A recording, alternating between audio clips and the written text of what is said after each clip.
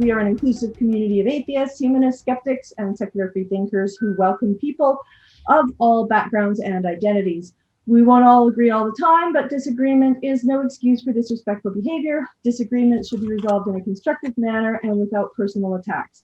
Challenge ideas, not people. Do not insult or put down other participants. Harassment and other exclusionary behavior are not acceptable. And just a reminder to donate if you can. And I have actually put a link to the PayPal account in the chat. It's already there, so you can scroll up to it if you need to. I will also post it towards the end of the talk.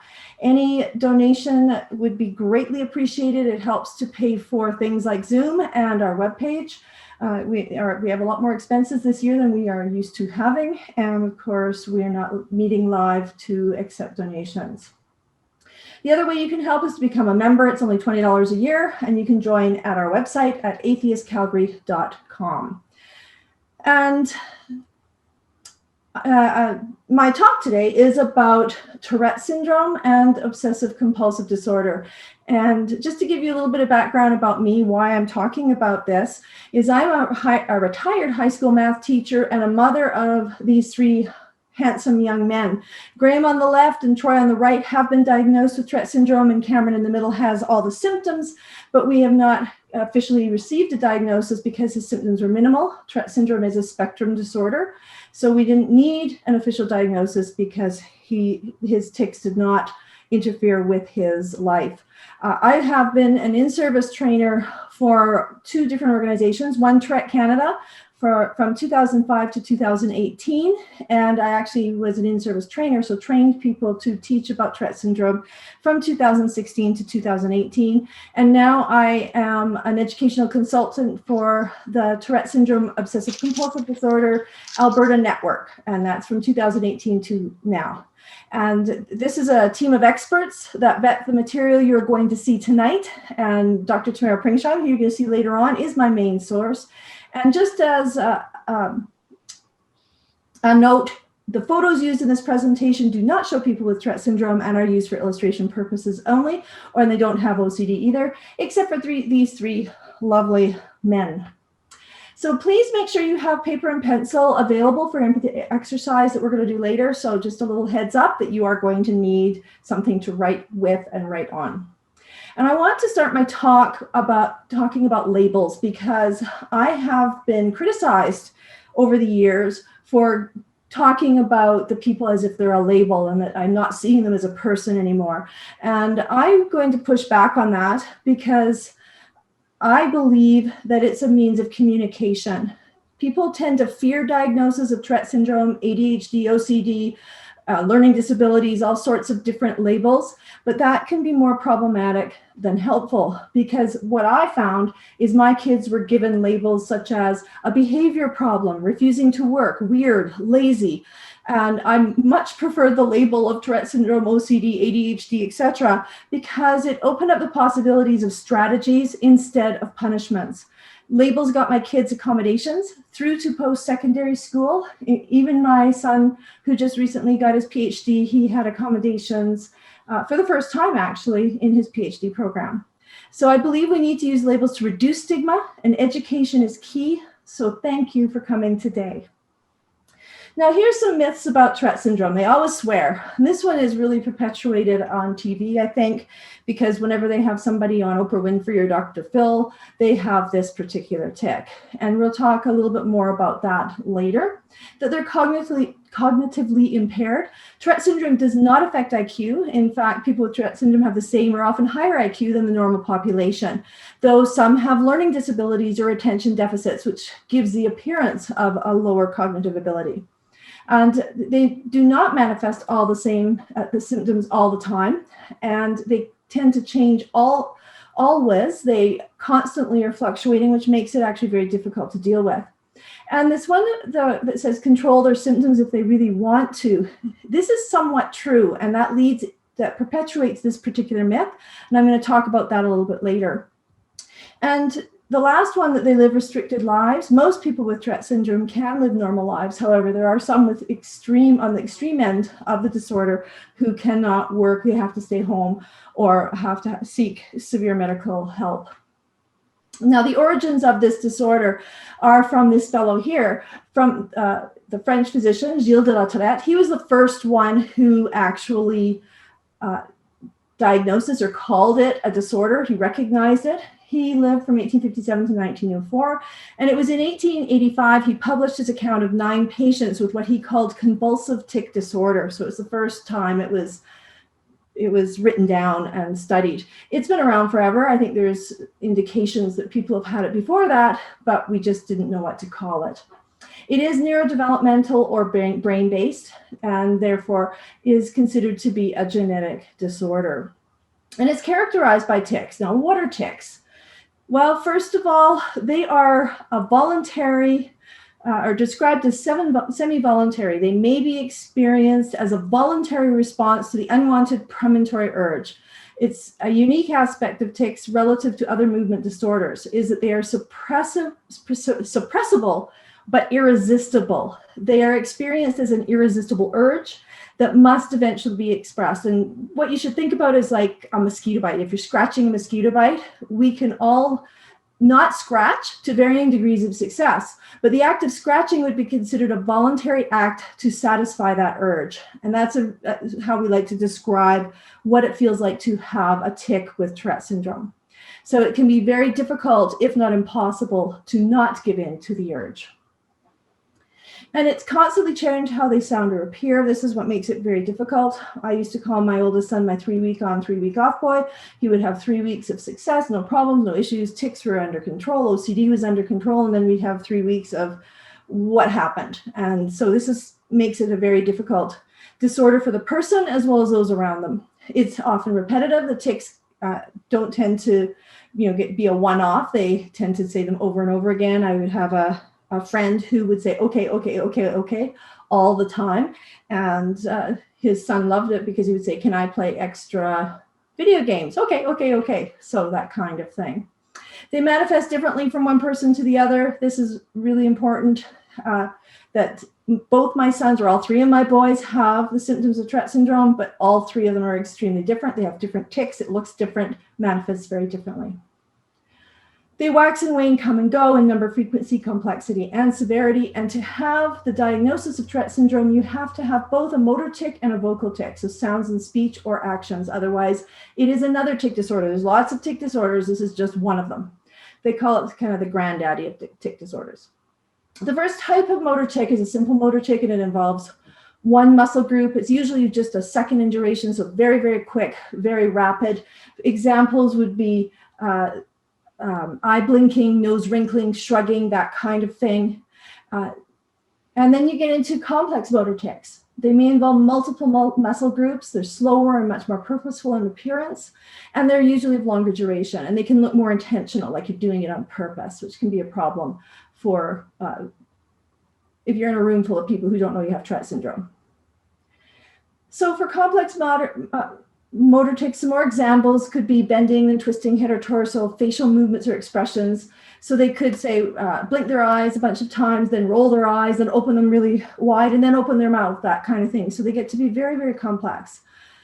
They can be slow twisting movements. They're usually called dystonic tics, gestures with hands, thrusting arms, gyrating, bending. And they're rarely seen without simple motor tics. So they usually have both complex and simple. And just as a note, evening up, it talks about here, evening up can be an obsessive compulsive symptom, with the difference that for Tourette syndrome, evening up is a just right phenomenon, whereas for obsessive compulsive disorder, it is connected to an obsessive thought. For example, if I don't touch both shoulders, it won't feel right with Tourette syndrome. And if I don't touch both shoulders, my mother will die with obsessive compulsive disorder, or something awful will happen. There's an anxious thought around it. Now here's some more complex motor tics, and these can look very purposeful. Palapraxia is repetitive, complex movements over and over again. Echopraxia is copying the actions of others. Of course, this can cause great problems, especially on a playground for kids. It can look like they're mocking their friends or mocking others. It could get them into trouble. And copopraxia is this, which is motor obscenities such as giving the finger or grabbing your genitals. These tend to be very sudden and quick. The good news is, and we'll talk about this more later, But these ones don't always stay, though they do come and go. So hopefully if they get this one, it will go away. And it is not that common either. Now we're getting to the vocal tics, the noises that tend to happen. Vocal tics usually appear 1 to 2 years after motor tics are noticed, and they're usually very simple. The range of vocal tics is tremendous. Basically, any noise or sound has the potential to become a tic. Just actually like any movement can become a tic as well. So these tics can be very, very loud and can be frightening everybody around them. So some examples would be hissing and barking or growling like a dog, and also sniffing. And sniffing, coughing, throat clearing, those types of things tend to happen after a cold happens. When most people get a cold, they might sniff, cough, throat clear.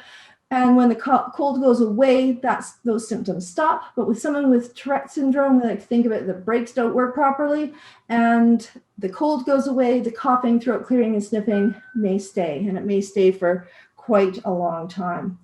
Oh, I've got Wendy saying that the link isn't working. Hey, Susan, can you tell her to copy and paste it into her browser? Thank you. All right, so where were we? Here we go. So some other examples would be sucking and spitting. A spitting tic is considered a vocal tic and is actually quite common in young children, unfortunately. And gurgling, yelling, etc. So there's some complex vocal tics are a lot more intentional sounding. But they're out of context speech, and they look like this. My youngest son, he loved that top one. I love chocolate milk. He would run up to his friends in the playground and go, I love chocolate milk. Hey, how's it going today, Jordan? And the next one, shut up. I've heard some people have it. Shut up. And the way you can tell it's not shut up, a behavior, is it's out of context. However, when somebody with Tourette syndrome or anybody gets mad, those are the words that they're going to use. So it can transition into behavior for sure. What's for dinner tonight? My oldest son used this one a lot. He would say it in the morning and it was very specific to me. So tics can be specific to an individual or a situation. So every time he saw me in the morning, hey mom, what's for dinner tonight? And then he would see me after school, what's for dinner tonight?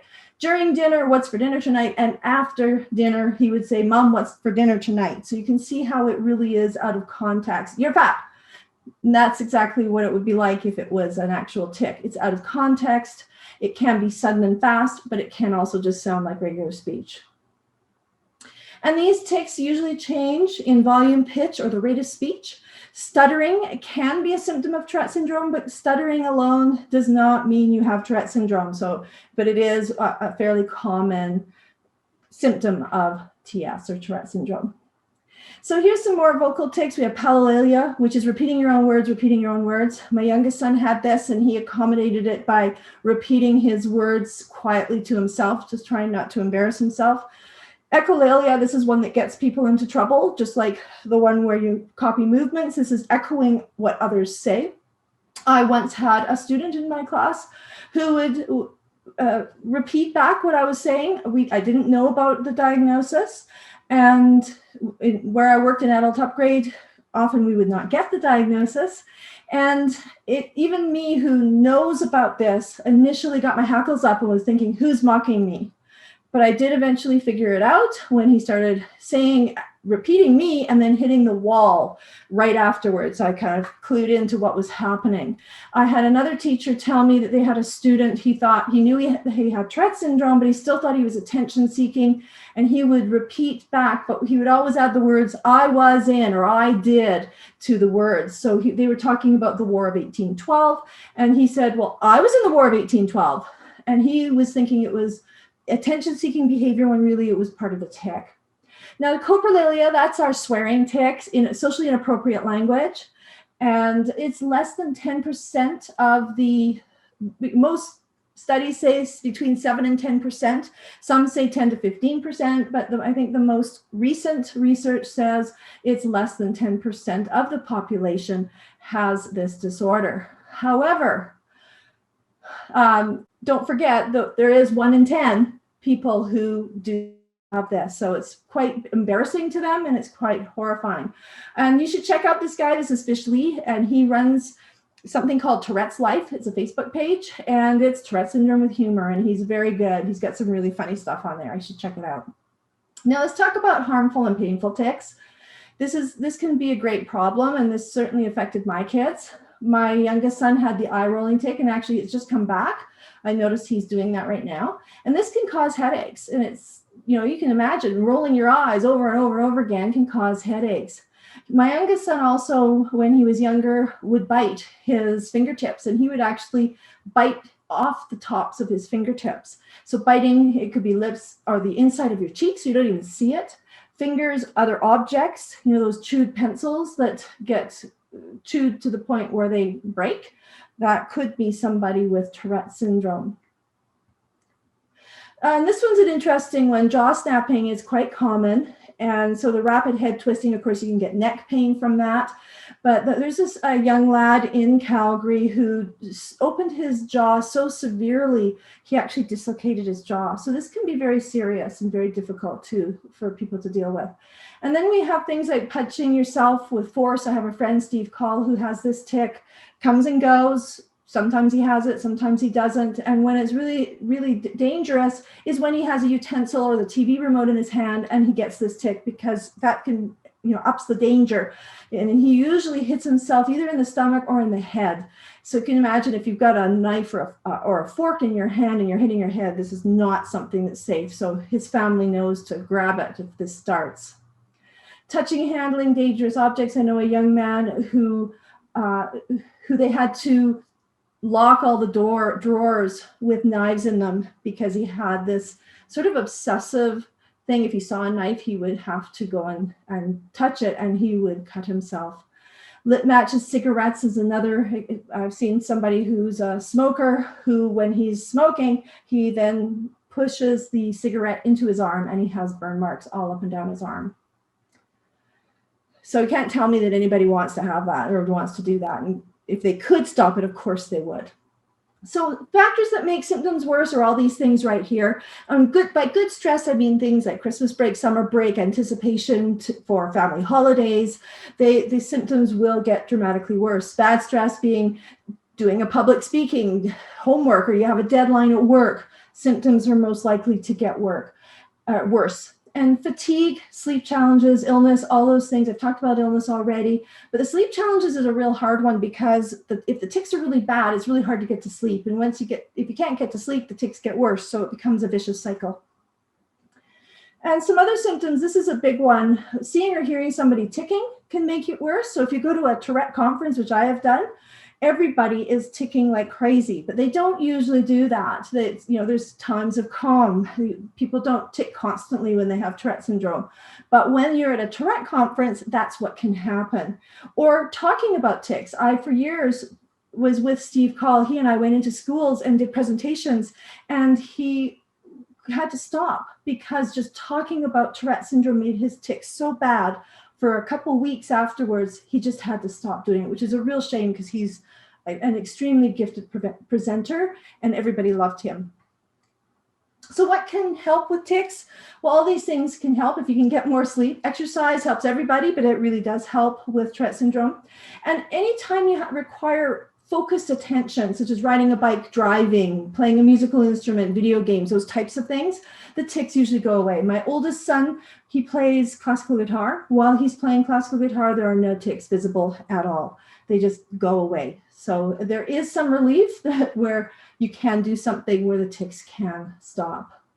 And I talked about this a little bit already. Periodic suppression is possible, but it takes a huge amount of effort and it diverts your attention, and it's particularly difficult for young children. Imagine trying to hold your eyes open, thinking that blinking is a tic. And I said, I don't like it. You blink way more often than I do. So stop blinking. You're going to write this math test. And yes, you can hold your eyes open for a while, but can you concentrate on the math test? No. So it is possible to suppress, but it's a huge cost. So we recommend that suppression is not.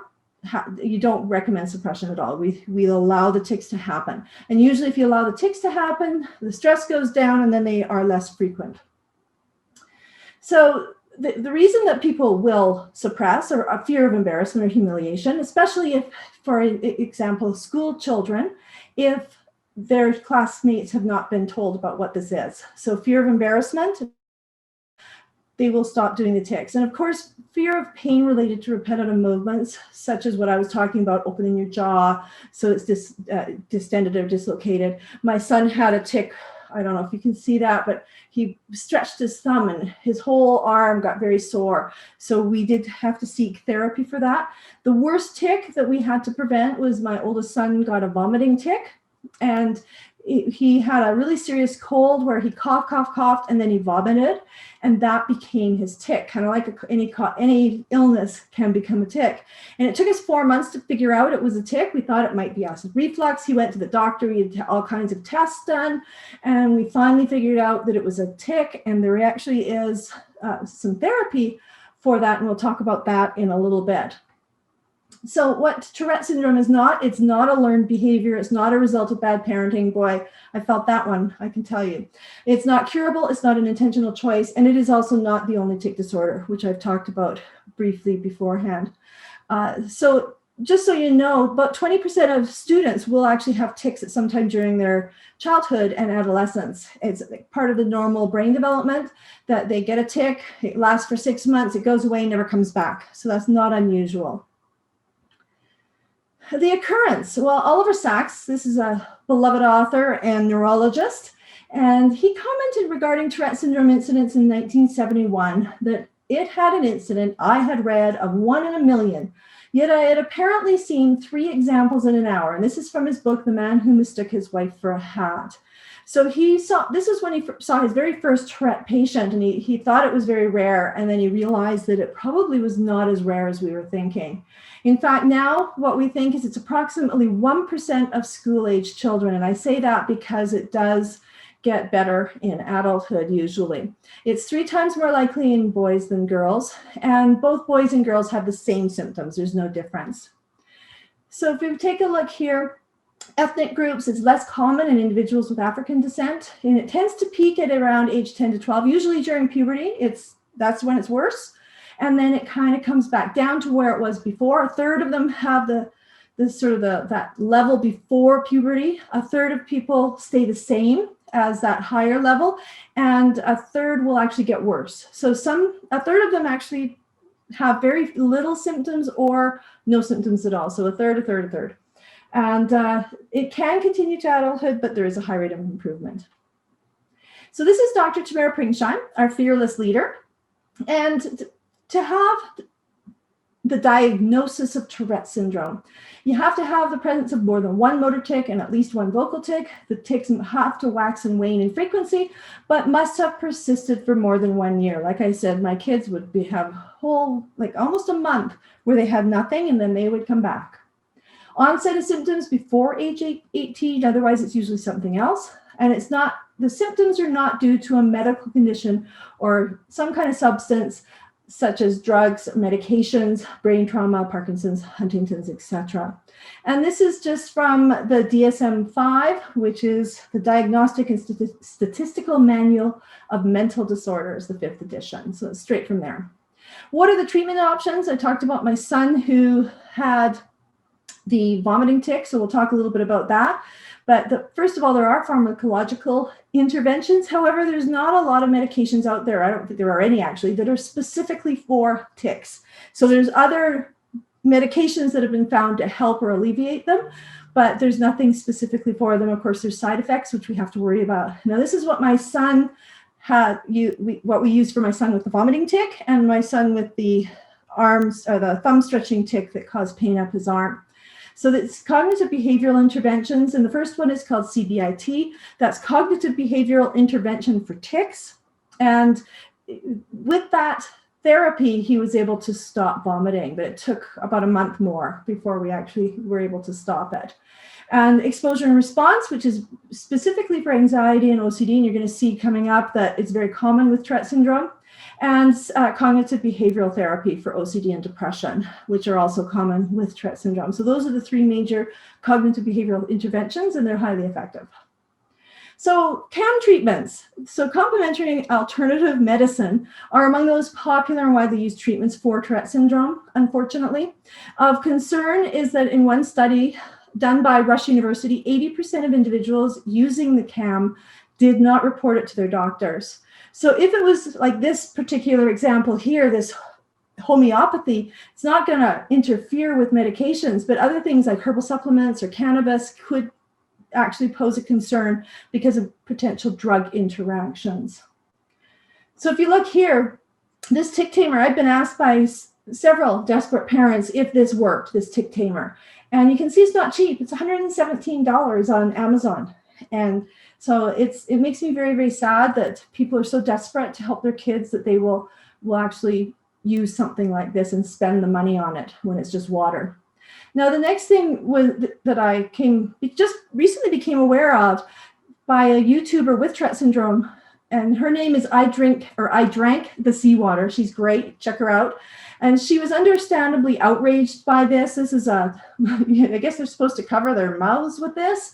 And it's when you add on the little add-on, the harness, it becomes a muzzle. If you add the muzzle component, I think it makes this really outrageous and unfortunate. Now, most youth diagnosed with Tourette syndrome do have other disorders. What are the other disorders? Well, here they all are. The most common are the obsessive compulsive behaviors and ADHD. And I don't think I've met anybody with Tourette syndrome that does not have a sensory phenomena, but according to studies, about 70% of subjects questioned have heightened sensitivity to tactile, auditory, and or visual stimuli. So, for example, not being able to wear clothing with a tag, not being able to wear underwear at all, overly sensitive to odors and light, etc. It's very, very common with Tourette syndrome. And this is a really interesting chart from my book called Tourette Syndrome. And if you notice here, the very first thing that usually shows up is the attention deficit disorder. And quite often that's the first thing that's diagnosed because it shows up around age 4 where they get the diagnosis. Then we get into our motor tics. You can see the eyes, face, and head come at around age 6. And then necks and shoulders and other motor tics. Then we have our vocal tics, which are sounds and noises, which start at around 8 or 9. It's interesting, my oldest son had sound and noise tics by the age of 5. So he was quite severe and very young. And then you can see the palilalia, echolalia, talking back, copying the words of others is later. And then you can see up here, said that obsessive compulsive disorder is very common with Tourette syndrome. You can see the numbers there. It's much later. It's usually age 11 or 12. My youngest son was diagnosed with OCD at age 4. So you can see it ranges. This is just an average, but it gives you the general idea. So next I'm going to show you a short video of one of Dr. Pringsheim's patients being interviewed so you can actually see what a person with Tourette syndrome looks like instead of me just talking about it. So hopefully this works.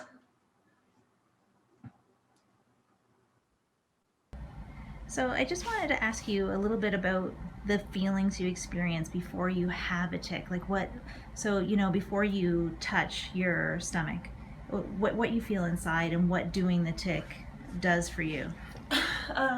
So basically before I before I punch myself in the stomach, basically, I feel an urge that's kind of a build-up in tension and an urge to move to make it go away, to make it stop. And when I do have that movement, I do feel the release momentarily. So that kind of gives me the okay to say, okay, I've done the movement, the feeling, the urge, the tension is gone now. And then it just kind of continuously, gradually builds up over and over, and I keep doing the same things to make it go away. How long do you think the relief is after you do it? Like how many seconds would you experience that for? Probably only for a few seconds, and usually what will happen is if I do it enough, then I get the urge more and more, so then I try to move more and more to make it go away. So the relief is only felt for a few seconds, but it is a big relief from that tension. So things like that, I'll get it in another couple of seconds, and then it will build up. And if I try to hold it in. I can for a period of time, but then eventually I have to kind of let it out. Yeah. And you said that you've been able to suppress for periods. Like if you, let's say you have a meeting or something like that, like could you hold it in for half an hour if you had to? I would say if I tried to, sometimes when I'm quite focused, I don't have them all, like, every second of every day. So sometimes if I'm quite focused on an activity or a task or something, I almost don't notice it. But then I notice other people are telling me, no, you're still clearing your throat, or things like that. So so it's distractible. So it is distractible. Yeah. For periods of time, if I'm super focused on something, or doing something interesting, then I kind of don't even really notice it until it eventually comes up. And then in situations like this where we're talking about it, it's worse, right? Yeah, when I as soon as I kind of bring attention to it, is if I think of a certain area of my body, if I have an itch on my neck, or if I can tell somebody is looking at me or something and drawing that attention, not purposely, but when I do think about it, if I talk about it, I can I can get those urges quite directly. Okay. Great. Thanks, Kelsey. Awesome. So hopefully you get a more of a visual of what Tourette syndrome can look like, instead of what you might have seen on Dr. Oz or Dr. Phil or with Oprah Winfrey. This is more typical of what you would see for somebody who has Tourette syndrome. So here's another fish, Lee. I love this because this actually kind of happened to one of the students that I went into a school for, where they were playing not hide and seek. It was a different game. They had a different name for it, but it was essentially like hide and seek. They had to go over an obstacle course and be as quiet as they could.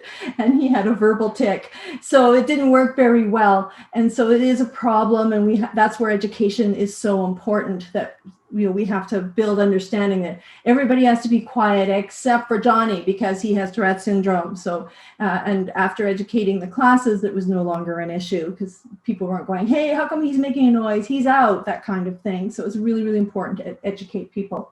Now I'm going to talk about obsessive compulsive disorder. It's not going to take me nearly as long as Tourette syndrome, so have no fear, I'm not going to talk on and on and on. But this is the fourth most common psychiatric condition, and it's approximately 3% of US children have the diagnosis. And according to Alberta Health website, the average age of diagnosis is 19. And if you saw on that chart before, it usually really starts to appear and show up when they're about 10 to 12. So there's a lot of people going undiagnosed. We call this kind of a hidden disorder. And that's one of the myths, is that everybody will see that if you have obsessive compulsive disorder. And it also has many comorbid disorders, such as Tourette syndrome or learning disabilities, etc. So just for your interest, the first number one is depression, the most common psychiatric condition. Bipolar disorder is second, schizophrenia is third, and OCD is fourth. And that seems to be pretty standard. I looked it up in many different places.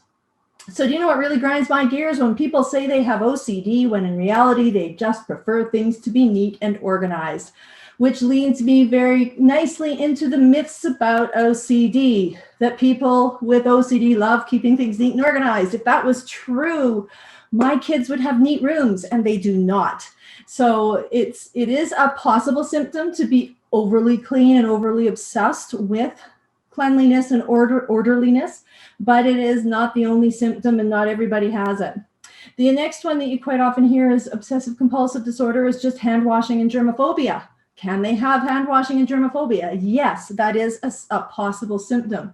But my kids never had that either. And I actually only know very few people in my community that actually have this one. And a person with OCD is obvious. And I think I just talked about that. It is not obvious. We call it the hidden disorder, because it can be difficult for teachers, parents, people in general to recognize that OCD is encroaching on their thoughts and actions. And I'll give you some examples. People with obsessive compulsive disorder are just weak-willed. This is a neurological disorder. So people with OCD can't control it. Just like Tourette syndrome, it's no different. In fact, they can see brain scans. In brain scans, the brains light up very differently with these disorders. So they do know that this is a real deal. And that people with obsessive compulsive disorder just need to relax. They're considered to be uptight. And if they just learn to relax, meditate, do yoga, their symptoms would just go away. When it's a neurological disorder, that's not going to happen. So there's two components to obsessive compulsive disorder. There's the obsession and the compulsion.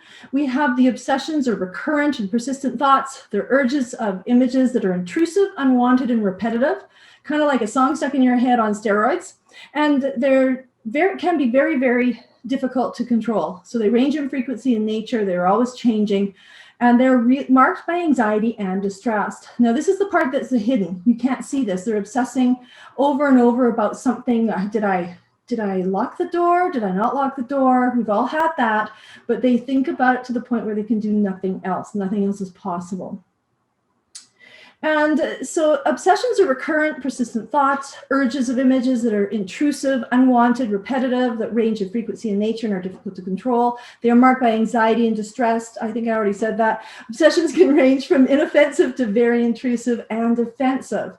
For example, did I turn off the coffee maker to thoughts of violence or thoughts of a sexual nature? So they can be the whole range from innocent to really awful, violent in nature.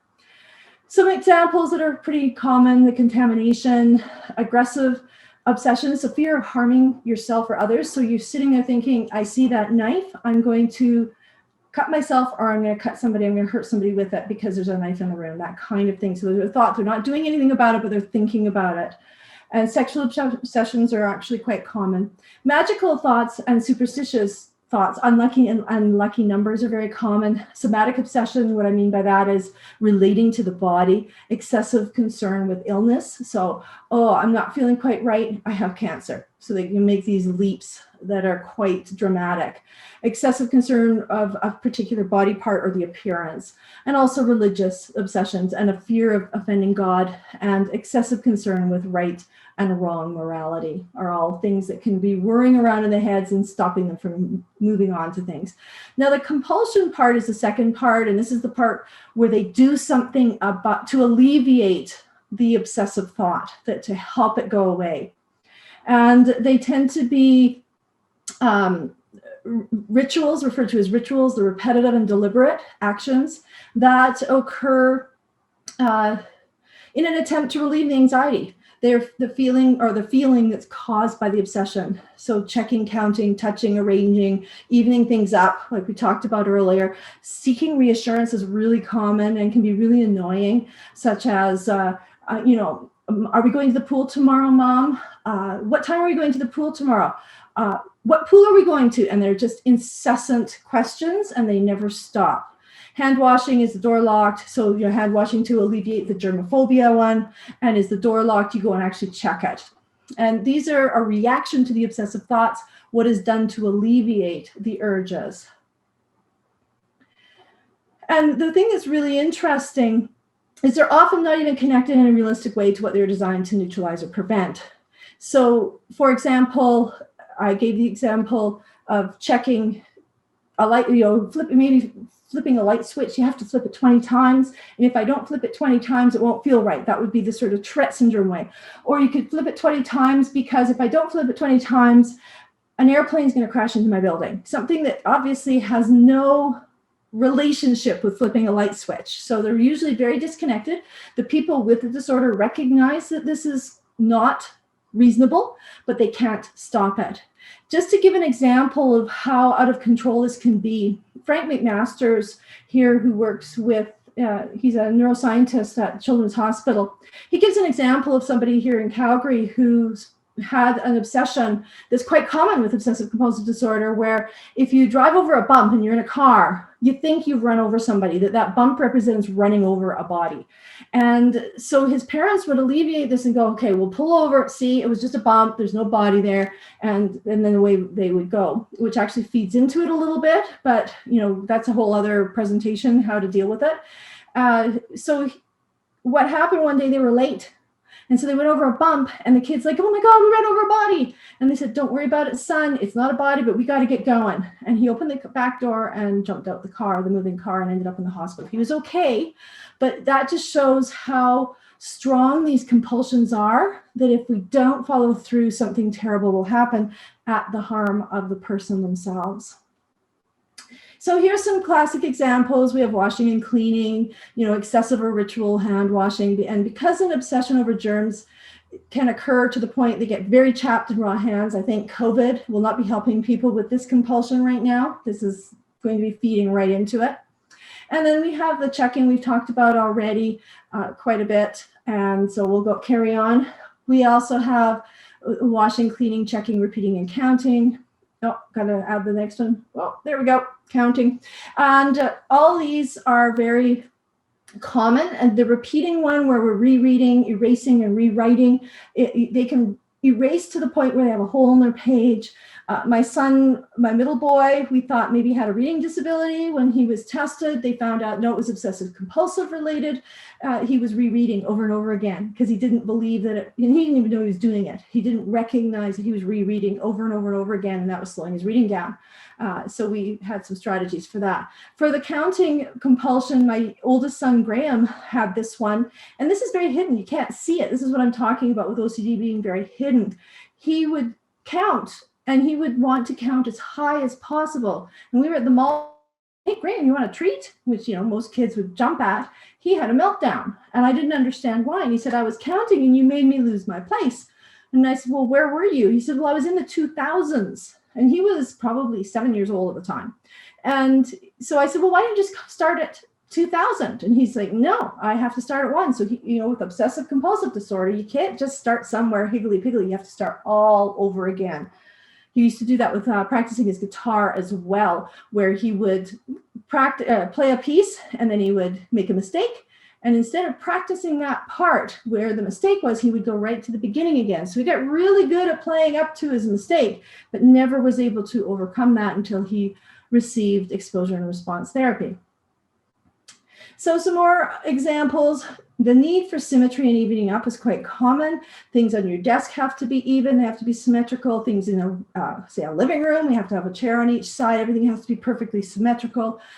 Pictures have to be hung perfectly, or else you can't get anything else done. It's so excessive that you can't move on. So remember, that's how we tell it's a disorder. You can't move on with your life. You can't work. You can't do homework. You can't do schoolwork. You can't do work. You can't do anything. You can't do fun stuff because you're obsessing. So it has to be at a level where it impairs your actual living for it to become obsessive compulsive disorder. Symptoms when you're younger tend to be more perfectionistic, such as excessive writing and rewriting and reassurance seeking, which I talked about already. And when they get older, it tends to be more avoidant behavior. So early departures and lates are common, so not showing up for work, school, whatever it may be, because of checking tendencies or because of fear of interrupting it. People with obsessive compulsive disorder do not like to enter something late. So if a class has already started or a meeting has already started, they don't want to go in and interrupt. It has to be at the beginning, and that can be a problem. So what are the therapies? Well, exposure and response, which I talked about briefly before. And what's really great about this, it's very difficult. It's not easy for them to go through, but between 60 and 80% have significant improvement in symptoms. What do I mean by significant reduction in symptoms? 35% reduction in the level of symptoms is considered to be significant. So it does work. And if you combine it with medical therapies, it can actually be even more powerful. So exposure and response is very tough to do. And the anxiety usually increases before things get better. And our reward systems are a very important part of this therapy. Just think about overcoming a fear of heights like this fellow here. And to overcome it, you have to go to high places. So you have to experience your anxiety to get through it. So what's really great is it's usually maintained at a 2-year follow-up, and I can attest to that. My kids went through this all the way through their school years at various times when things would crop up. They're doing very well as adults. So symptoms improve within 12 to 15 sessions. So it's, quite a few. I know Alberta Health often only does 10, but we're hoping to improve on that. So what we're going to do now, I'm finished talking. We're actually going to do the empathy exercise. So I need you to get your pens and paper ready, and you're going to see what it's like to live with these disorders. And I'm going to stop sharing my screen so I can see you all now. Haha. So what we're going to do is we're going to try and write as fast and neatly as possible the words to Jingle Bells because it's Christmas. So I thought we'd do something that was festive. Does anybody not know the words to Jingle Bells? And if you want to do different versions of it, that's fine, but we're going to do Jingle Bells. And what's going to happen is we're going to, first of all, write it as quickly as possible. And I'm going to, just a second, I got to get thought it was ready to go here. My timer ready to go. There, no. There it is. So what's going to happen is I'm going to give you 30 seconds to write as quickly as you can the words. But I'm going to give you a tick, and I'm going to give you a tick that my friend Steve Call has. And his tick is to punch the air really fast. And if you just go like this, he'd get mad at you. Trust me, because he's done this with me many times. And how do you know when you're going to tick? Well, I'm going to be your brain. And when I clap, you're going to do your punch. And the other thing is it's going to be with the writing hand. So you're not going to be writing like this and then punching with your other hand. You write, punch with your writing hand. So if you're right-handed, you punch with your right hand. If you're left-handed, you punch with your left hand. So whenever I clap, you'll do a punch. And you're going to write the words to Jingle Bells as fast as possible. Are there any questions before we go on? We're good to go? So on your mark, get set, go.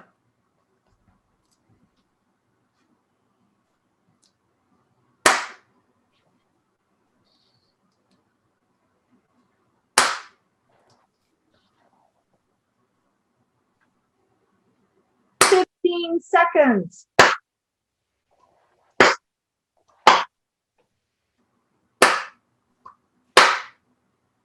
5 seconds. Time.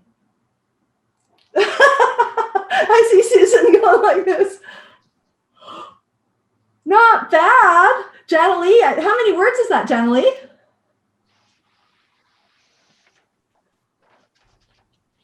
How many? 13. 13, that's pretty good. How many did you get, Neil? You feed them? 1, 2, 3, 4, 5, 6, 7, 8, 9, 10, 11, 12. Woo, so 12, 8. Well, half of 12.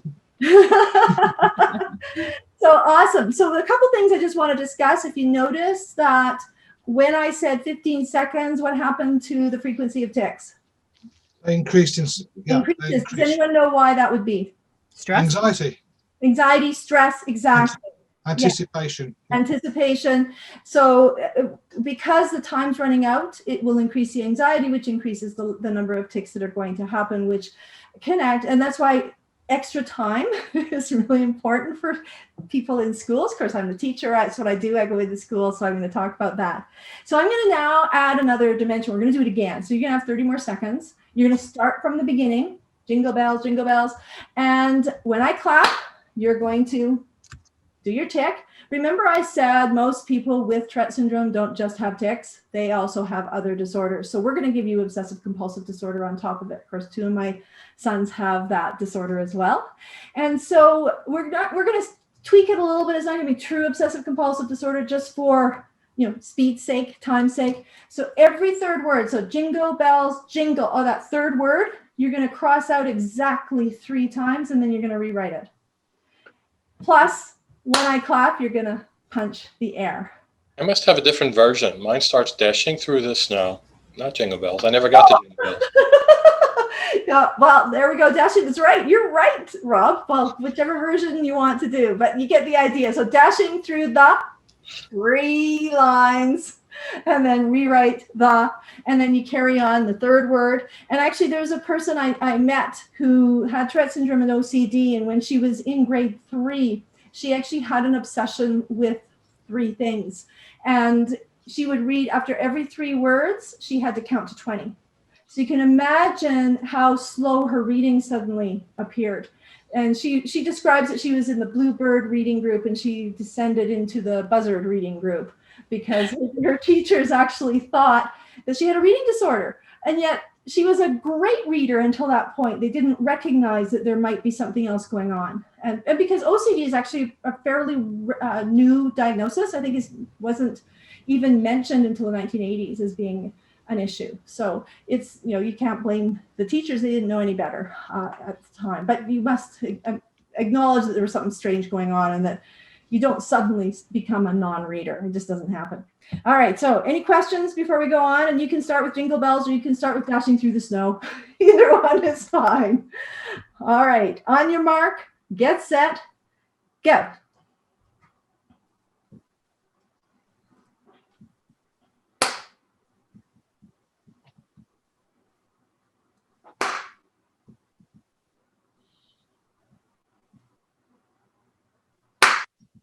$15 seconds.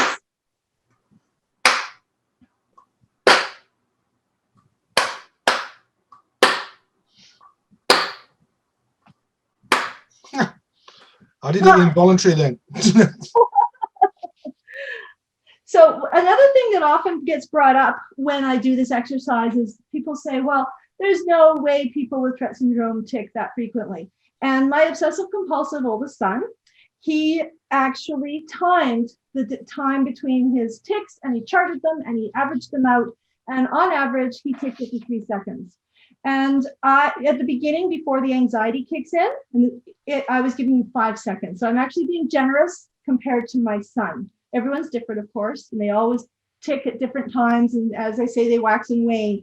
But on a normal sort of regular day, he would have some kind of tick every 3 seconds. So, and the other thing that often gets brought up to me is, yeah, but they get used to it, so they're going to do better. Yeah, they do. And it's not a wonderful thing that they can get used to it and they can learn to cope with it. However, don't forget that with Tourette syndrome and OCD, the symptoms can change. And with Tourette syndrome, they're changing all the time. And so they just get used to a tic, and then they're like you today, where they have a brand new tic, and now they have to learn to deal with that one. So I went from 17 words to 9. All right. Did you beat the first one?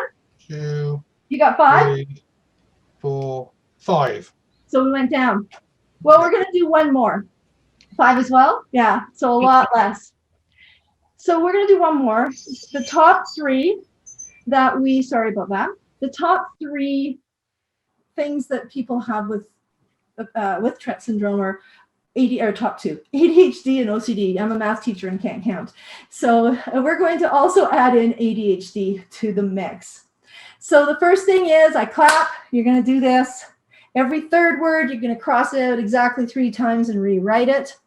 And there's going to be a fly or a bee that's going to be buzzing around up above in the ceiling. And I'm going to go, bzzz, you're going to look up because you're suddenly distracted or your attention has been diverted is a better way probably to put it, because that's what ADHD is the ability to pay attention to too many things at once. Any questions on that? All right, this is the last time. It's very complicated. A Friday morning brain exercise. All right, on your mark, get set, go.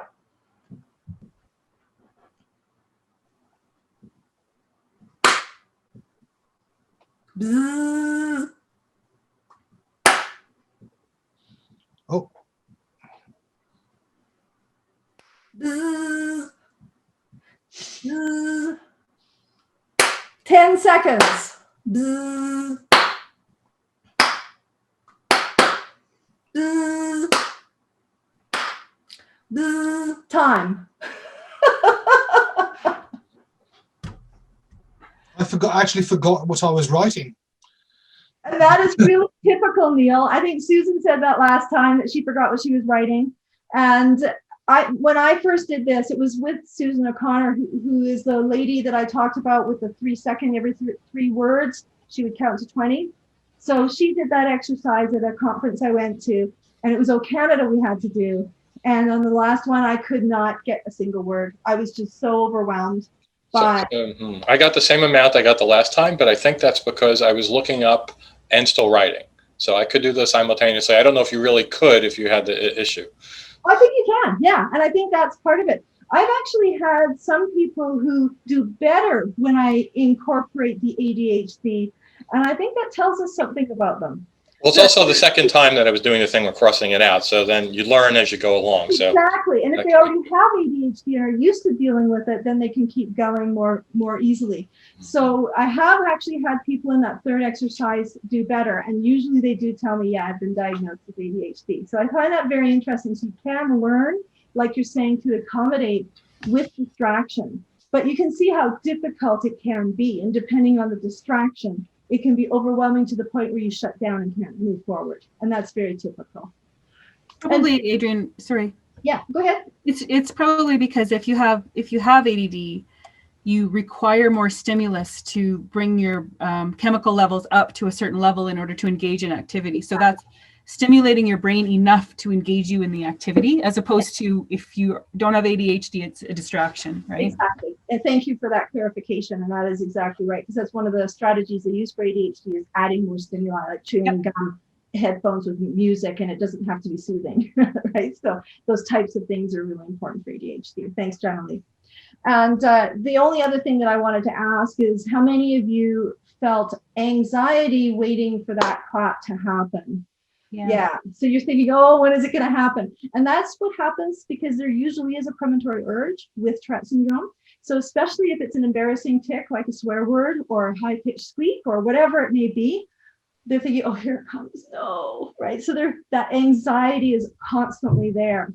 That they have. Mine was more anger at you for increasing the frequency.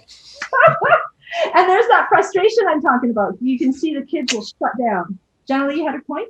Well, also that sometimes when you buzzed, I did this because it kind of got confused for me. And so I think it's interesting, like a tick might be set off by different things, right? Yeah.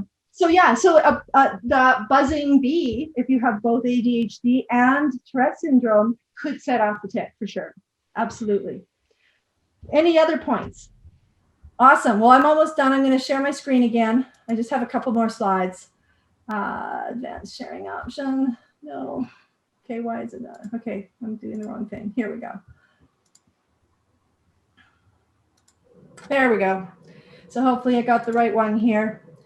So I just wanted to briefly talk about the organization that I volunteer for, and that's the Tourette OCD Alberta Network, how they can help. So what we do is we do in-class grade-specific presentations, we do teacher professional development, we do support for strategies in specific situations, and it can be for adults as well. So it does not have to be school-related. It could be work-related as well. But our focus right now is mostly getting into classrooms. At least that's for me. That's my part. There are other people who do the other component, which would be for adults. So don't just think this is for students. And it also helps in guidance to find providers who offer treatment for obsessive compulsive disorder and Tourette syndrome. And thank you so much for inviting me. Here's our website. If you want to go and Google it, you just have to Google Tourette OCD Alberta Network. You'll find us. And thank you so much. And I like this little piece here. I have CDO. It's like OCD, but the letters are in alphabetical order, like they should be. All right, so let's stop sharing. That is the end, and I will take questions. Well, just as a reference, by the way, I just, while you were talking, I did 30 seconds without any tics or any disruption to see how many I could do. You didn't do that one. I was surprised.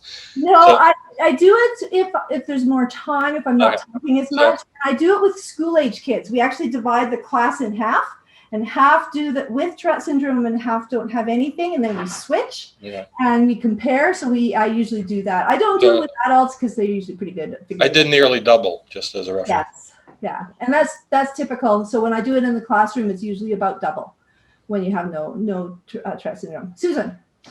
Well, Adrienne, that was terrific. That was really fun. I learned something new every time from you. It's really great, and I really think this is important for school-age kids, especially sympathy, and teachers as well to understand, because I know it would have been really beneficial to me going through it. Well, and not only that, but even if we see somebody in the mall or at a bus stop or something who's doing something unusual, we don't go, that person's weird, they must be on drugs. We can think, hey, maybe they have a neurological disorder and they can't help it. It may not be Tourette syndrome, but it could be something. Something else. So my question is about diet. I've heard this even on the Wikipedia page. So they make a statement that Wikipedia, well, there are statements out there that diet can help, and I don't know if that's true or not. Well, I think a good diet for anybody is important. I think that's just a no-brainer that it's really important to have a good diet. There have been very few studies on the how diet can affect Tourette syndrome or OCD. The only one that they've sort of studied is about omega-3 fatty acids, and there is a potential that it's useful to diminish symptoms, but it's inconclusive. And most of these studies have an N of like 30. So there's not a lot of people in them. So in my big manual of Tourette syndrome, it really says that, of course, a good diet is important. However, there's no conclusive evidence that changing, like cutting out gluten or cutting out sugar or whatever will actually help unless you have celiac disease. Because if you do have celiac disease and you don't know it, your tics will be worse. Just like when you get a cold, if you get a cold, your tics are going to be worse. So if you have these symptoms, most likely the tics will be worse if you're untreated. Same with lactose intolerance, that kind of thing. So diagnosable things, yeah, you need to make sure you get those diagnoses first. And yet, and for my family, I had an opposite problem. My youngest son dropped from the 75th percentile when he was age like 1, 2, 3, dropped down to the 10th percentile because of his hypersensitivities. He wouldn't eat. So we had a kid who wouldn't eat at all, except for toast and butter. That's all we could get into his mouth. And so we had a dietitian from the university up in Edmonton who we worked with, and an occupational therapist to train him to eat. And the first thing, they went down a list of things. Have you tried this? Have you tried this? I'm like, yeah. And they went to Nutella. And I said, I don't want to have that in my house. It's high in sugar. It's high in bad fats. It's high in all these awful things. They said, yeah, but it's high in vitamin E. It's high in protein. It's high in the things he needs right now. So your perspectives really change when you have these issues, and you really need to have the experts advise you on it, because what's out there isn't necessarily what's going to be good for your kid. And we got him back up to the 75th percentile in about 1.5 years, 2 years. So we did finally, and he now eats a good varied diet. Is it like my diet? No. Like my diet's out here, his diet's still here, but it's balanced, and it's pretty balanced. I mean, he'll go for days where he eats nothing but pizza, then he'll eat nothing but blueberries, that kind of thing. It's kind of a weird diet, but he gets it all eventually. Jenny, you had a point? Just going to add to that, Adrienne, because I think that it's really important to understand this goes to the myth about bad parenting. Yes. Right? Because there's a lot of judgment about what you're feeding your kid. And so my son has ADHD, and the medication that you often use to treat ADHD is an appetite suppressant. So he would basically not eat at all until about 8 o'clock at night when his meds started to wear off. And he was growing. I mean, he's like skinny, but he was okay. But his doctor actually said, you give him a milkshake for breakfast. Send him. So I started buying like super high fat hot chocolate or chocolate milk to send in his lunch. And I'm always thinking, I hope nobody's judging me because I'm giving him ice cream for breakfast. And we have given Troy ice cream for breakfast because he needs to eat before he goes to school. It's the only thing he would eat. Exactly. Same thing, exactly. And you're right. I have been judged. You're kidding. You feed Nutella to your kid? I'm like, yeah. You want to hear the story? Yeah. It was either that or he wasn't going to live. It was that severe. And people don't understand that. And so that whole bad parenting thing is a bit of a trigger, if you want to use that word for me, for sure. Yeah. And my middle boy went through a stage in his development. I think he was about 5 years old, if I remember correctly, probably wrong, but he stopped eating all dairy. And so we had again a dietitian who said, have you tried the processing of the American cheese? And I went, no, I won't have it in my house. That kind of wrong. No, I'm not going to do that. And she said, yeah, but do you realize that one slice of those is equivalent to 1 glass of milk in calcium? I went, whoa. So he started getting a couple of those. That's all he would eat. He wouldn't have milk. He wouldn't have ice cream. He wouldn't have anything but those. He loved those cheese slices. Yep. So it really changes your perspective. So diet, these ideals about diet are not founded in surviving or science, in my opinion. There we go. So I have another science question. Uh-oh. Yeah, less prevalent in people of African descent. That doesn't jive with genetic statistics regarding people in Africa have more of a difference amongst themselves than they do with the rest of the world. So I don't understand why that would be. That's just in one of the more recent studies that they've done, and I really can't speak to that because I don't know much more other than that's what they found.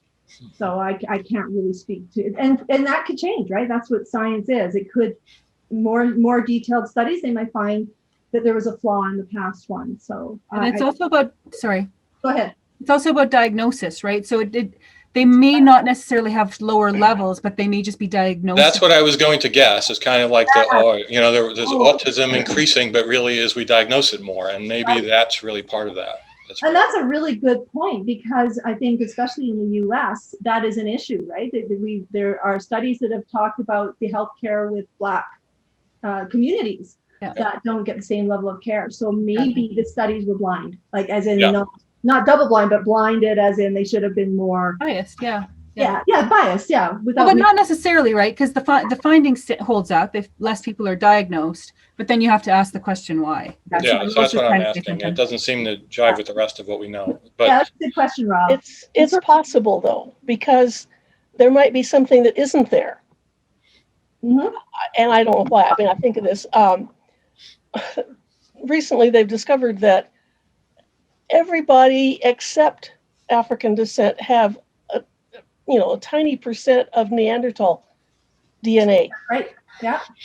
And so, of course, the ones that stayed in Africa never got that. Yep. And so it might be something. Damn, it was Neanderthal sex. That's what did it to Homo sapiens. Damn it. That's right. Yeah. It's like lupus. Damn. Yes. Yeah. Yeah. It's Yeah, exactly. And Susan, did you have a question as well? I thought you had. I was just wondering about the food again. It is like if a person says, I remember I'm a picky eater. I'm a very picky eater, but I think it was best mostly because of the way I was raised. We always ate meals at my mom's table, and it was only what she cooked. We never ate out. We never went to anybody else's house. So we only ate these foods, and I got used to that. I think that was partly my problem and still is. But I'm wondering about people who have, like I remember this one woman only would eat white things, white rice, white bread, white, only very starchy, very white things. Yep. And I've heard of other people like where the food can't touch. Yep. And so what is that? It's not because of the taste of the food. Maybe it's more of an obsession in your mouth when you put it in. Yeah. I mean, I sure like gummy bears and gummy stuff. I love that stuff. Anything that's gummy, gooey stuff. Can't stand hard candy and that kind of thing. So I'm wondering if it's the way it feels when you eat it, not so much the taste. Absolutely, any of those things. For my son, for example, smell was a big one. So if it had any kind of odor, he couldn't even. There were days he couldn't eat at our dinner table because the smell of the food, like spaghetti, very fragrant. He could not eat at our table. He, for many years, just had noodles and nothing else. But when you're talking about somebody who's eating just white food, that sounds to me, of course, I'm not a doctor, can't diagnose, but it sounds more obsessive compulsive tendencies in that case, that there's probably something going on in the head. I can't eat anything that's not that color, or something bad will happen, or maybe there is a relationship between texture of those items. It could be that as well. It could be a combination of many things. Texture was a huge thing for my two younger kids who were more picky.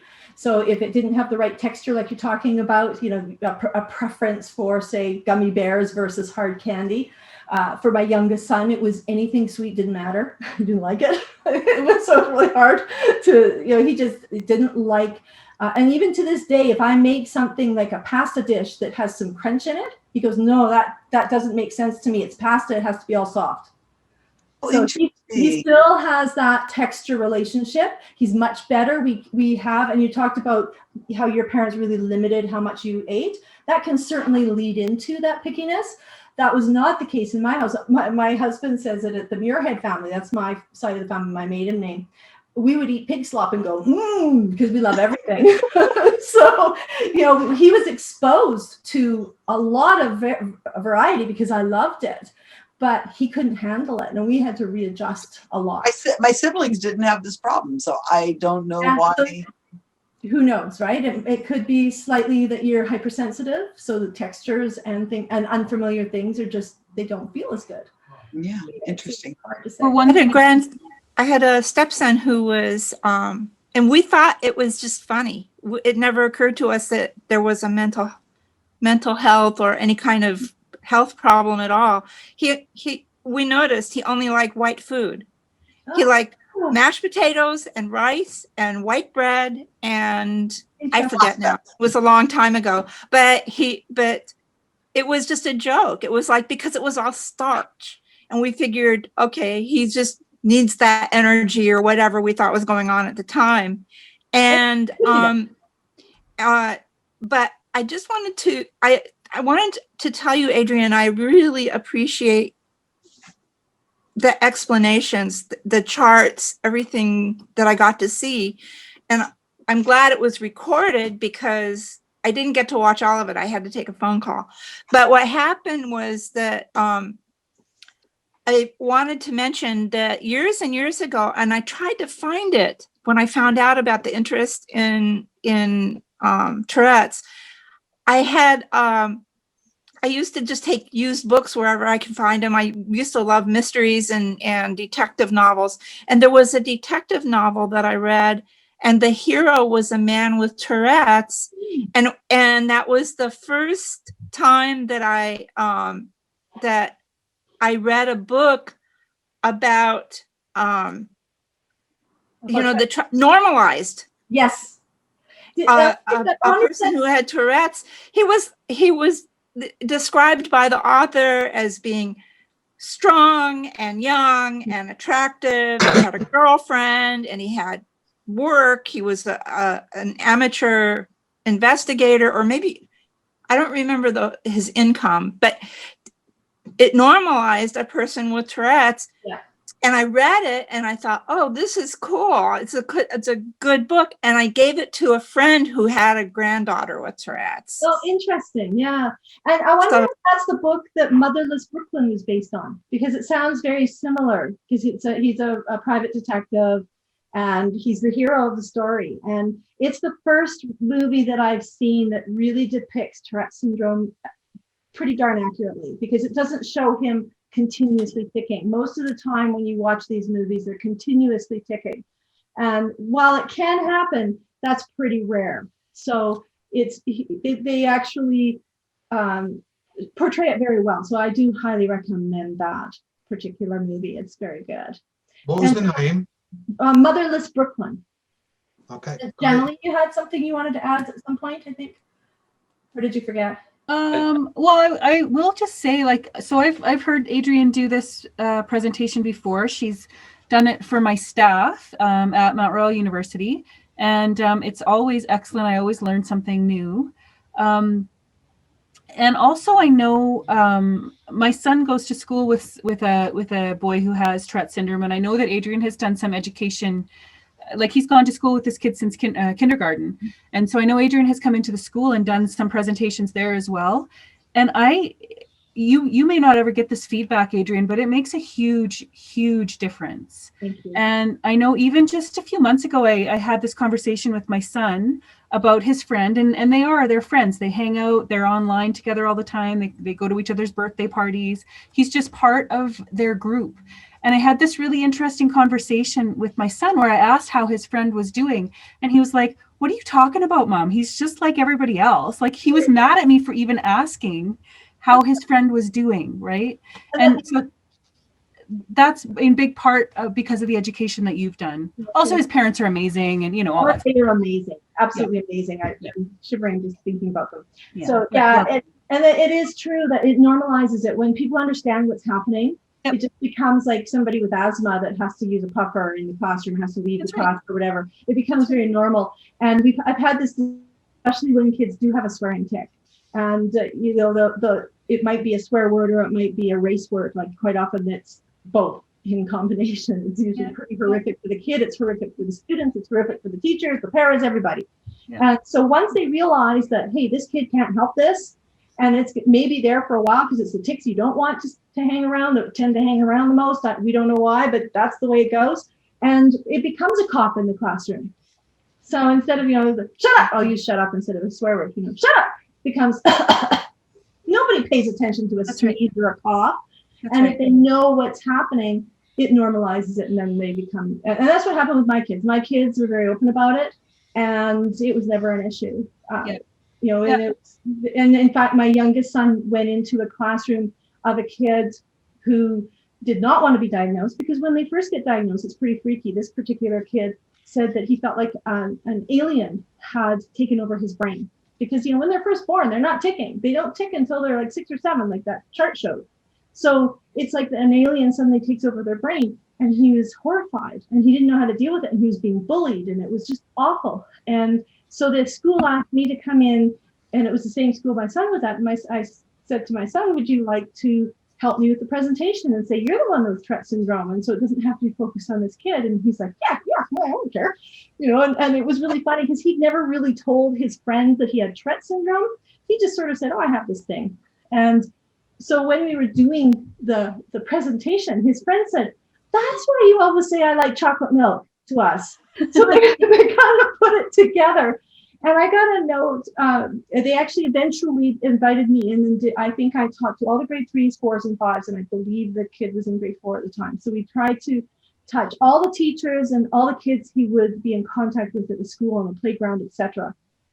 And I got a note from the parent later saying the bullying completely stopped. Thank you. So, and then we never even identified the kid. We didn't have to. No. Because the kids are smart, they put it together, and they just need the information. Before then, this kid was labeled as a behavior oddity, right? He was weird. He was doing things for attention. He had all these negative labels. Then all of a sudden, he can't help it.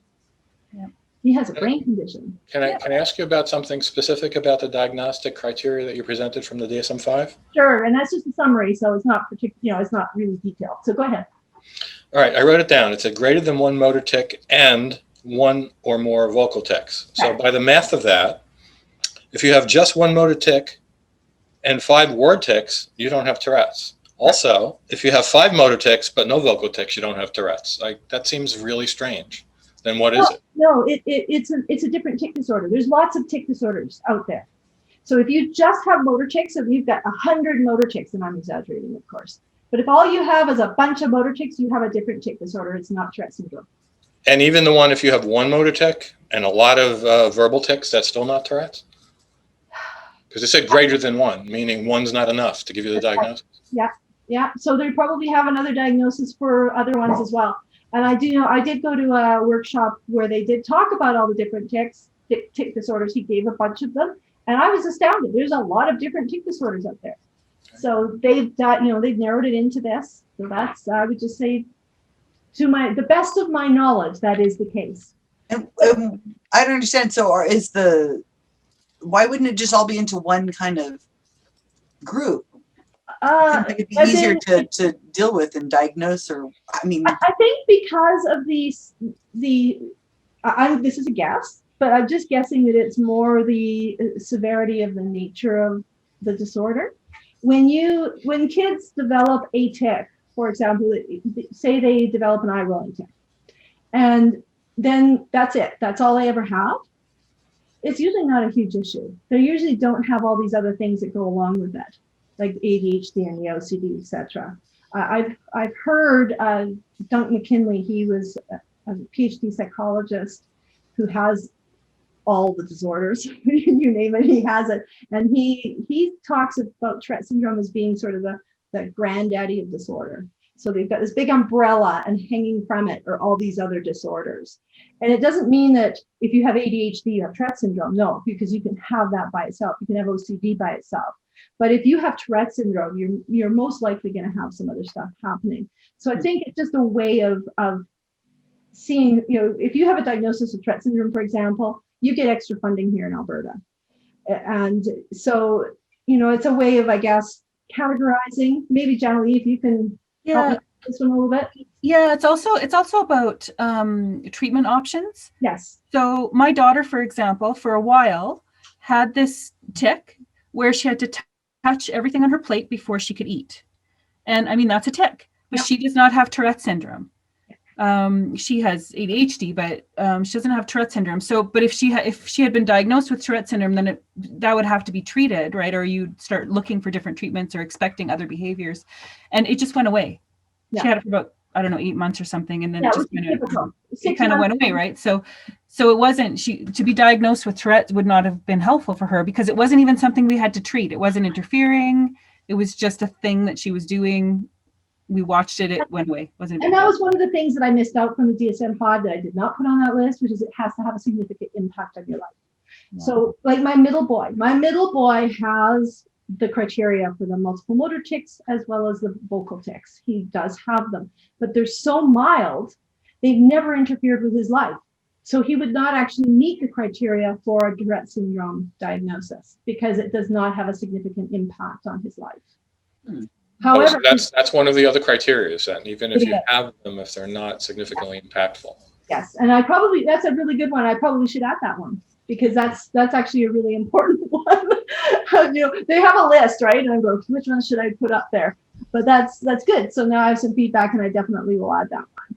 And it has to be significant. And I remember your parents can be in denial, right? Because you want your kids to be okay. You want your kids to be normal. You want your kids to thrive and succeed. And the way that I got the diagnosis for my oldest son was my mother-in-law sent me a newspaper article saying, I think this is what Graham has. And I'm sitting there reading it going, oh, this is my son. And we had him to pediatricians. Nobody had diagnosed him. He had pretty severe tics from the age of 4 and some obsessive compulsive stuff going on that was pretty insane. And he had no diagnosis. He didn't get diagnosed until he was age 11. And this was after my mother-in-law sent me this article. But then I went to the Tourette, at that time it was the Tourette Syndrome Foundation of Canada, to their website, and they have a little checklist. And I'm going, yep. And the last one was must have significant impact on their life. No, he's fine. So I thought, no, he doesn't have it. But I did take the article to my family doctor. My family doctor said, no, this is a very serious diagnosis. I don't think so. But to give her credit, she did send him a referral to the Tourette Clinic in Edmonton. And we walked out with a whole bunch of diagnoses. So it was Tourette syndrome, rage disorder. It was more obsessive compulsive tendencies, but they called it disorder because he could get more funding at the school level because it still impacted him significantly. So he does have some pretty significant obsessive compulsive tendencies, or did have, and a lot of phobias. He was very phobic, and that got really bad during puberty, and he required a lot of help. And just so you know, he has a master's in civil engineering, and he has a girlfriend, and he has a job, and he's done very, very well. And my middle boy just got his PhD in electrical engineering, and he has probably severe anxiety is his big thing, and migraine headaches like me, poor guy. So, none of my kids are without issues that they've had to overcome. And he just moved to Boston from sunny California. Aww. I know. It's time for the snow. Yeah, he got there the day before the snowstorm hit. It was amazing. Got very lucky. And my youngest son just graduated from SAIT with computer IT, so has done very well. He was in the IB program in high school. Had a terrible junior high, almost didn't go to school because of severe anxiety. Again, anxiety is a huge issue in our family. But he graduated on time and is doing very well. He's just looking for a job. Of course, COVID hit, so that's so he's doing more training. There's certifications he can do online, so he's just doing more training. So he's doing well. So all 3 of my guys have managed to come through it and with success. And so I think and I can't take the credit other than I listened to the experts. So that was the thing. I had a team of psychiatrists, psychologists, neurologists, occupational therapists, dietitians. Did I miss anybody? Psychologists, I think I already said. So it was a huge team effort. And then we would take this information, we'd take it to the school, and the school would deal with it, and they would actually listen. So that's so important for the school to listen to the success of these kids, and they did. They were really you probably had a lot more support than the average American would have. Maybe that was true. If you're not rich, yes. Yeah, and it's all of that, except for the psychologist. When we moved to Calgary, there was no psychologist that could have been paid for through our Alberta Health that specialized in the exposure response that my kids needed. They had it up in Edmonton through the hospital, but they did not have qualified psychologists in Calgary when we moved here. So we did have to out of pocket that expense. But other than that, and that was only for, I think, 2 years, and then it was covered under my husband's extended health. He has a really good program of policy that through his work. So we were very fortunate. But, you know, if I had to, and I was doing that, I was working so that I could pay for my kids' psychology. So it was, but I was lucky. We were lucky I could afford that because, you know, right now it's $250 an hour for a psychologist, a private psychologist here in Calgary. Wow. And most people, it covers like $150 a year. Woohoo, not even one session. So unless it's through the hospital, and they now do have people through like the OCD Tourette Alberta Network, they do have people that you can, it's a wait list, of course, that's always the downside of the publicly funded stuff, but they do have specialists now because it's been, well, my son's now grown up. So they do have specialists that do the CBIT, the cognitive behavioral therapy for chicks. And they also have the exposure and response specialists. But if you don't want to wait and you can afford it, then you can have access to these other people, the private people. But, you know, that always rubs me a bit the wrong way, especially when things like acupuncture and chiropractic are covered. That's cookie.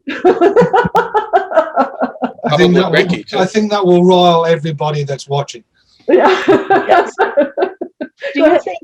Do you think it's possible that your middle son, that it didn't impact his life because he was observing his brothers and learning, and that helped him? I think so. And I think as a parent, I learned these strategies to deal with my oldest, and I transferred them to my middle. Mm-hmm. And so that alleviated. So I think there is a little bit of that because my second was 3 years younger. He had the benefits of the knowledge that I gained from the experts for my oldest son. And then with my youngest son, it was great because after he was born, I went, oh, okay, here comes another one. Just like my oldest son, anytime he was in the car, you know how people say, oh, put your kid in the car, they'll fall asleep. My kid screamed and would not stop screaming until we got out of the car. Wow. We had one trip with my youngest where we would last about an hour and we would have to stop. And he was a little baby, and you think babies sleep in the car. And I was nursing, so I'd nurse him, he'd fall asleep. I put him in the car seat, no problem. He stays asleep. As soon as we turn the car on, it's like, oh, that was the longest trip we ever spent. So because my oldest son had done the same thing, and I think it's all the sensory stuff, they're sensory overloaded and they're just upset. And so I was thinking, here comes another one. And so I had him in the system at age 4. Whereas my oldest was 11 before he got the diagnosis. And I think that helped for sure. Have you researched anything regarding the genetic predisposition to this in families? Yeah, they've done research on it. And, you know, it's really hard to pin down. There's been quite a bit of tracking. We were asked a lot of questions in the diagnosis process. So if obsessive compulsive disorder and ADHD are in both sides of the family, it can happen. And from what I understand from Duncan McKinley, he said that, and things may have changed since then, but from what I can understand, this is still true. It's a recessive dominant gene, so it has to come from both sides. So we have to have the tendencies from both sides. And so have they located that gene? No, they have not as far as I know. And so that's why it's more supposition. There was a thing called PANDAS that came out a few years ago that strep throat may have caused some people to develop Tourette syndrome. That's still controversial, and they've done quite a bit of research on it, and it's possible. Like, it's one of those ones where they say it's possible, but the more research we do, maybe not. They also have looked at trauma during delivery and trauma during pregnancy, and some of those factors they think may be possible as well. So I think, Susan, you said that they talk about the environment on the Wikipedia page. So those are some of the things that they have looked at. And for my oldest son, he did have trauma at birth. He inhaled the meconium and was in an isolette for 2 days. So they were thinking maybe that's the poop, if you're wondering, Rob. So he inhaled his poop while he was being delivered. which, you know, can be serious. Like a rod. But it can be serious. But I was in the hospital, so he was dealt with immediately, and he came out just fine. But they were looking at is there a tendency to have it, and then this just brought it out? You know, we don't know. And my middle boy, there was no issues, but he has it milder. My youngest was a pretty straightforward delivery. Yeah, if it was a delivery thing, I think they would be able to see a difference in cesareans versus natural birth. Correct. Yeah. Yeah, but the fact that my son inhaled meconium and he got Tourette syndrome could have been significant. But the fact that I have 2 more sons that have symptoms, you know, becomes a little less likely. So could it have made it more or worse? Possibly. I guess that's a possibility. But they've done some research with that as well, trying to figure out if there is a non-genetic. But, you know, the neurologist approved my slides that said it's genetic. And so, you know, we don't, and I think she didn't want to really get into that environmental stuff because some of it may be like alcohol during pregnancy, some of it may be like mother blaming. So we have to be a bit careful about that. But also there's not really good research yet to really, like, it's possible that could increase it for sure. Trauma, like a car accident when you're pregnant. Yeah, it could impact, but, you know, we really don't know. So there have been some studies that show a possible but not strong correlation. So we need to take a look at that Wikipedia page again and make sure. Yeah, it sounds like it. Because if it says just environmental and it leaves it at that, I think maybe we should expand it to like, a little bit more. Because I don't want to get it into like they're blaming the mom, you know, and that's just such a big catch-all, environmental. Yeah. Let's see if we can make that a little better, a little clearer. Yeah, Gavin, go ahead, but you have to unmute yourself. Yep. I'm learning the ways of Zoom here. Ooh. So just to one of the things that I glommed onto, just because I like to try and relate to something, is it's the way you described it seemed like you know, the brain short circuiting or doubling down on trying to get a result by doing something that's just not working. And I think that's relatable because, you know, my mom and my sister have been butting heads for 30 plus years, and you can just see them doubling down on the behavior that's not working. Yeah.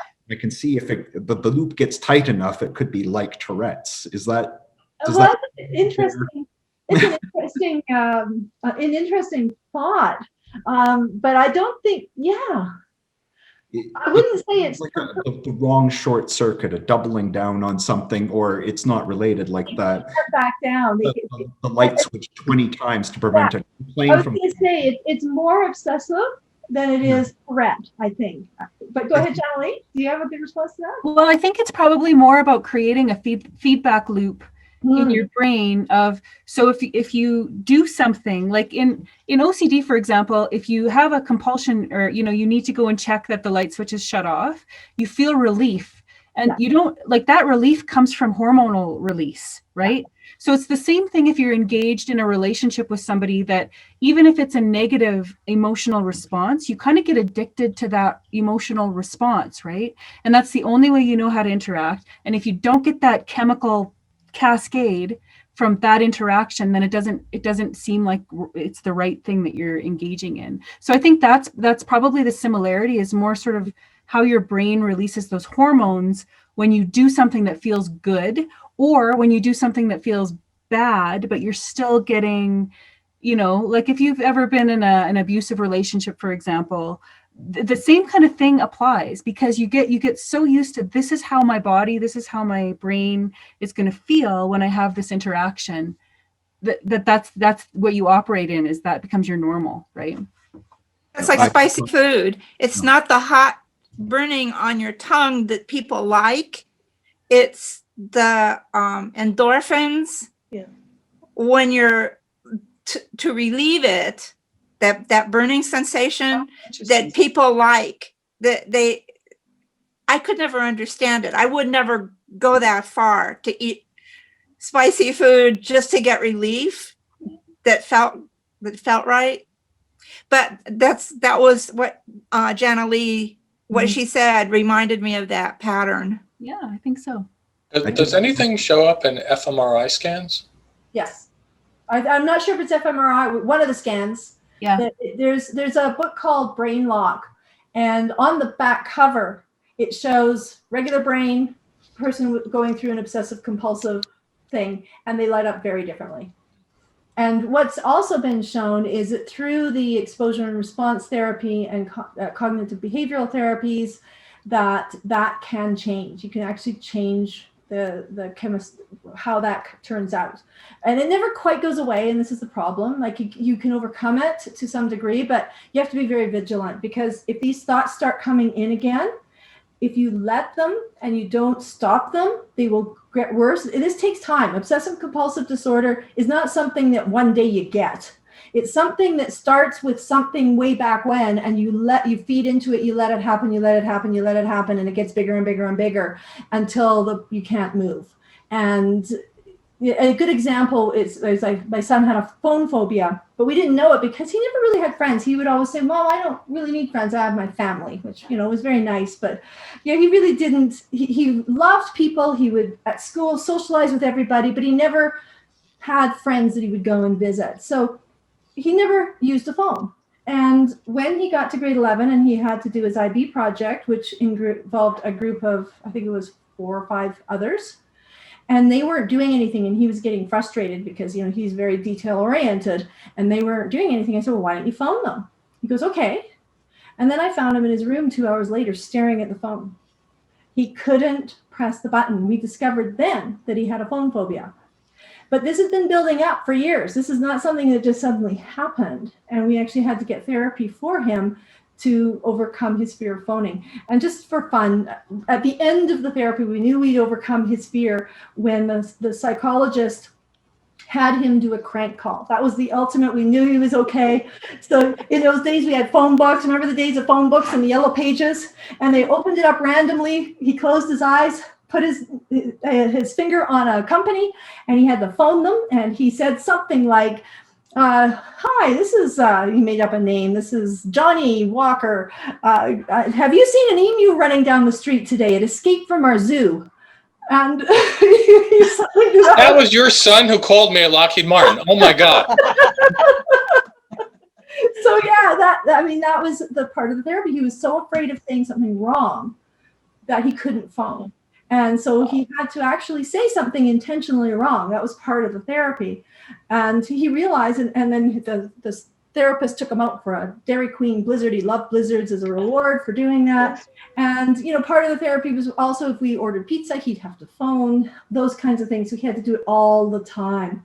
And yeah, and so a good thing, because he now has a job where he has to phone people from all around the world. So he says he still feels that discomfort, that initial discomfort. So you never 100% get over it. It feels like, to me, that's our personal experience. But if he gave into it, it would come back.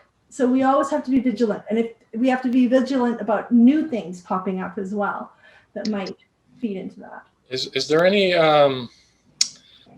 say correlation, but overlap with, looking this up, pseudo-bulbar effect?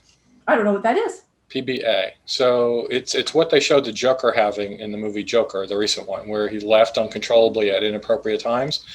And I'm looking at the page for PBA right now, and they're showing the percent of people with other things regarding brain disorders which have this, and it's quite large. Like Alzheimer's is 39%. If you've had a stroke, it's 28. MS is 40. 50% for ALS, 24 for Parkinson's disease. So I'm wondering if there's any overlap at all. They don't list this. I don't know. I've never heard of it being associated, and they certainly do have in the DSM-5. They have typical associated disorders. I'm not familiar with it, so my guess is it's not something that comes up. Is it possible? Sure, but not that I'm aware of. So Lois, you had a question? Yeah, it just occurred to me that I've never had a phone phobia, but I don't like to call people because I always have this feeling I'm going to interrupt them. I don't like to call people either. Absolutely hate it. I hate it. Mm-hmm. Like I email, text. Yeah. And yeah, it can't be a thing because all millennials and younger have that now. They don't have to do it at work. I had to do it at work. Uh-huh. You had no choice. You had to call them. Well, yeah, I've made the phone calls, but there's always this sense. Yeah, I like it. That it was inconvenient, and you might be interrupting something. Yes. And is it a logical fear? Well, maybe somebody I interrupted. Well, you know, and felt this bad about it. is how we would approach it is, what's the worst that can happen if you interrupt them? So, you know, you look at it that way and it becomes, oh, yeah, well, the worst that can happen is they don't answer the phone because they don't want to be interrupted. Or they pick it up and yell at you. Well, what are the odds that if you interrupt them and they're really upset about it, that they actually are going to yell at you? Could it happen? Yeah. But what are the odds? It's really small. So that's the kind of... That would not be the way I would look at it. What could be worse? No? No. What? So is the effect on them. I never think about what happens to me. I worry about, you know, they wouldn't say anything or do anything, but they'd be, you know, I would have inconvenienced them. And that would be the worst thing for me. You're not worried that they will never talk to you again No, because you interrupted them, or that they're going to think you're a terrible person. No. Interesting. So that's the sort of thing you have to do if you're doing this kind of therapy, is you go through what is it, and if it doesn't talk like if you write it out, that was one of the things we had to do, is write out what our fears were, and if it didn't elicit that fear, we hadn't actually targeted what the fear was. So quite often we would think it's this, but it was actually something over here that we actually weren't even really aware of until we peeled it apart. And sometimes it would take quite a bit of time to find that. So that's a good example, Lois. I did not hit what your fear is. So then you actually have to tease what exactly it is that's upsetting you to go further and to actually do the therapy correctly. Because if you're not eliciting a rise in yourself or that anxiety, then the therapy is not going to be helpful because you're not targeting your fear. That is very interesting. Yeah. I have to go back to work. I've played hooky long enough. Well, Jeremy, thank you so much for helping me answer the questions. Bye, Jeremy. Yeah, well, look at that. It's 1 o'clock, 2 minutes to 1. So we can have, I guess, one last comment or question. I recently had an OCD thing come up regarding religion, recovering from religion. So we had a client who was obsessing on transubstantiation miracles claims and would not let it go. What does that mean? Oh, it's the belief in the Catholic Church that the host actually turns to the body of Christ, and the wine actually turns to. It's not metaphorical. It's real. And there are things all over the internet that date back thousands of years, which supposedly prove this has happened in numerous cases, and they're in special places and special churches. And of course, you can find any crap on the internet, right? And debunking it is a problem, especially if it's 300 years old. But this kid, who was 14, says, I don't want to believe in God because I think the rest of it's crap, but I cannot get over this. And he was going from chat room to chat room to chat room, putting the same links. And no matter what the arguments were back, he would bring up, it was like his brain was off. He would bring the same arguments up in another chat room with another person. And they finally actually kicked him out because he was being disruptive. But I felt bad for him because this was clearly an agonizing thing for him. He couldn't let it go. Yeah, and that is a case where maybe it would be good to recommend a secular therapy project, for example. Yeah, he was 14 and didn't have his own insurance and couldn't tell his parents. Necessarily was religion. It could have been any obsessive kind of thought probably with him, and it could have been, you know, the color of his food, or who knows what. It could have been anything. He may have had other things, right? This is the one that got surfaced with us, right? Yeah, it just sounded in religion. Another thing I've seen over the years is that religion is a problem in that area, because a lot of people think that religion will cure it. You know, God will save it. God will make this go away, when actually what we need is some therapy or, you know, some medical science, not some magic coming down to solve it. So in the past it could have led to exorcisms, and I think to this day sometimes epilepsy and so on. Oh yeah, don't say in the past, Adrienne. The church still does that. The church still does exorcisms. And so that stops people from getting the proper treatment that they really need. I got emergency alert. Oh, earthquake? I don't know. Anyhow, I have to wear a mask. With that, I'd like to say thank you, Adrienne. I've got a dash. I have sat down for 2 hours, which is a miracle. Thank you for doing that, Neil. I loved it again, and I will see you soon. Yes, thank you so much. Thanks, Neil. Goodbye to everyone. Bye. Hope you have a fantastic day, and you don't forget to wear your mask, Susan. Yeah, Yeah. well, I got alert now, so now I Yeah. will start, thankfully, as I'm sitting at my desk at home. So All school, bye. Could I have a quick exchange with Wendy? Yeah. Wendy, you were talking last time about coincidences